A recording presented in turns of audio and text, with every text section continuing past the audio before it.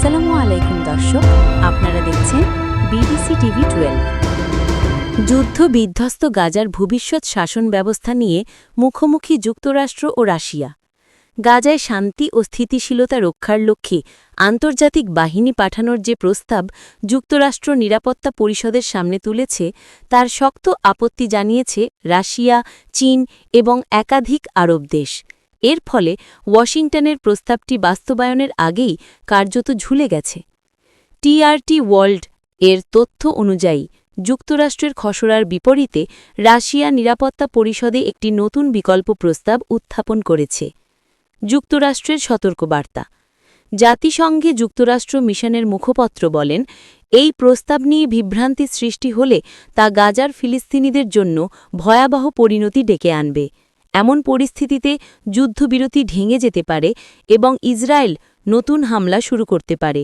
গত সপ্তাহেই যুক্তরাষ্ট্র নিরাপত্তা পরিষদের ১৫ সদস্যের কাছে খসড়াটি পাঠায়।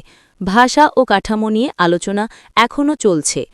যুক্তরাষ্ট্রের প্রস্তাব কি আছে খসড়ায়? এএফপির হাতে আসা খসড়া অনুযায়ী গাজায় বোর্ড অফ পিস নামে একটি অন্তর্বর্তীকালীন শাসন ব্যবস্থা গঠন করা হবে। মেয়াদ ২০২৭ সালের শেষ পর্যন্ত ২ বছরের ম্যান্ডেট।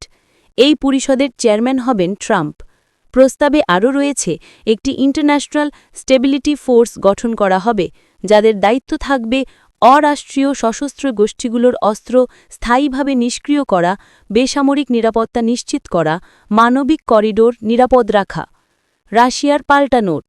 রাশিয়ার প্রস্তাব বলছে, আমাদের খসড়ার উদ্দেশ্য নিরাপত্তা পরিষদকে এমন একটি ভারসাম্যপূর্ণ এবং ঐক্যবদ্ধ অবস্থান নিতে সক্ষম করা, যা স্থায়ী যুদ্ধবিরতি নিশ্চিত করবে।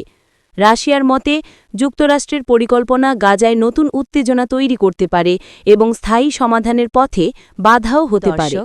দেশ ও বিদেশ যে যেখান থেকেই দেখছেন আমাদের বিডিসি টিভি 12, ভালো লাগলে অবশ্যই চ্যানেলটি সাবস্ক্রাইব করবেন। ধন্যবাদ।